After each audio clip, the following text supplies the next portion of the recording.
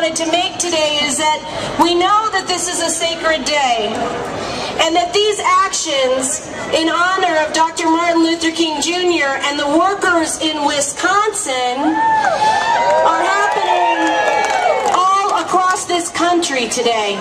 All across the nation, people are saying, we are all Wisconsin workers. Every single one of us.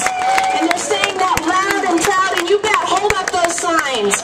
Let's let those people know that they were out in the cold and the wind, but they are leading our country, and they are reminding every one of us in this country that it is time to pierce the veil of mistrust and misinformation that's stirred up by the likes of Fox News and who Lord knows what, by leaders in this country who would rather scapegoat and help pick up a bat to attack another party in this country rather than come together and solve problems. We are here today to make sure that our voices are heard loudly and proudly, and that we are not ashamed that we fight for economic security in this country. That we believe people in their old age shouldn't be afraid to be homeless or hungry.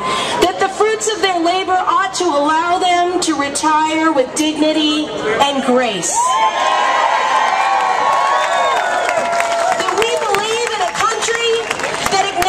The rights of women,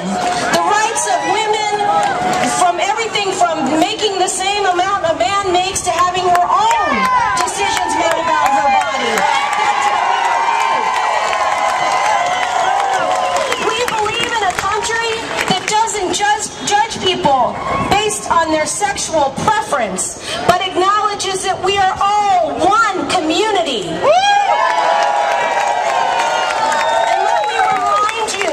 Let me remind you today that the reason we gather on this very important day, the reason we come together is that if we are not loud, if we are not bold, and if we are not fighting, then here's our dilemma. We have had people in this country go before us who've died in wars for the right to vote, who've sacrificed their lives in the Triangle Shirtwaist Fire because those doors were locked. Why were they locked? Because those employers were afraid those workers were going to steal, or that union organizers would sneak into the building. Now let's remember that when those workers passed, laws didn't change because of their deaths. Laws changed because people in the community organized.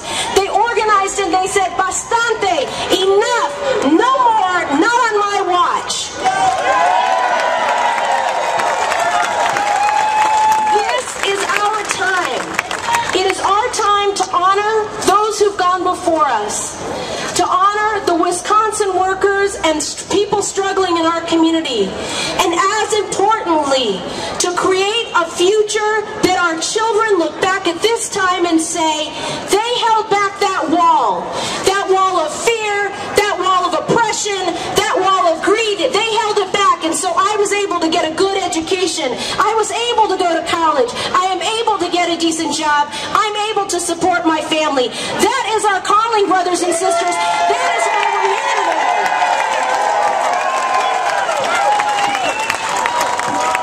We have some tremendous leaders that are here that we're going to get a chance to speak to.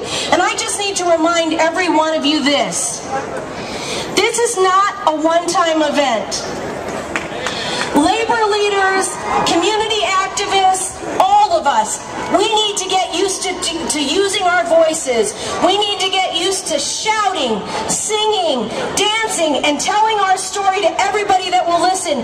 Because short of getting past the buzz, we will not be able to say to people, do not envy some workers because they have. Demand that we all have.